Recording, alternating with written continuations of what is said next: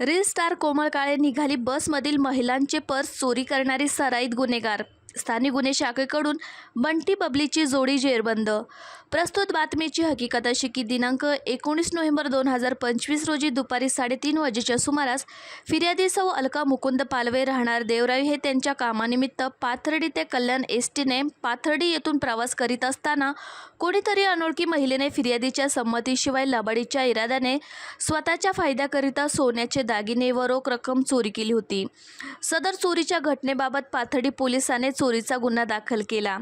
माननीय श्री सोमनाथ घारगे पोलीस अधीक्षक अहिल्यानगर यांनी स्थानिक गुन्हे शाखेचे पोलीस निरीक्षक श्री किरण कुमार काबाडी यांना अहिल्यानगर जिल्ह्याचे झालेल्या बसमधील चोरी व बस स्थानक परिसरातील चोरीचे गुन्हे उघडकीस आणण्याबाबत सूचना दिले होते। त्यानुसार श्री किरण कुमार काबाडी यांनी सूचनेनुसार स्थानिक पथक तयार करून आरोपीचे शोध घेऊन गुन्हा उघडकीस आणण्याबाबत पथकास सूचना व मार्गदर्शन करून पथकास रवाना केले।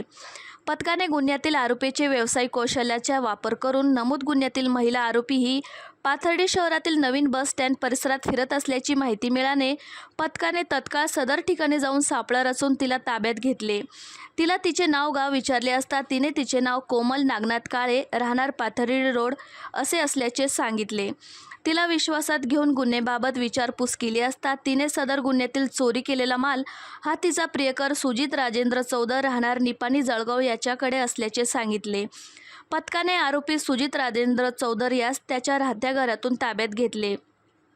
त्याच्याकडून चोरी केलेल्या रकमेतून 1,70,000 रुपये किमतीचा आयफोन 17 प्रो मॅक्स, 15,000 रुपये किमतीचा ओप्पो कंपनीचा मोबाईल तसेच 7,48,000 रुपये किमतीचे 6.5 तोळे वजनाचे दागिने तसेच 2,230 रुपये रक्कम एकूण असा 9,35,230 रुपये किमतीचा मुद्देमाल जप्त करण्यात आला। सदरची कारवाई माननीय श्री सोमनाथ घारगे पोलीस अधीक्षक अहिल्यानगर यांच्या सूचना व मार्गदर्शनाखाली स्थानिक गुन्हे शाखेचे वरील पोलीस अधिकारी व अंमलदार यांनी केले आहे।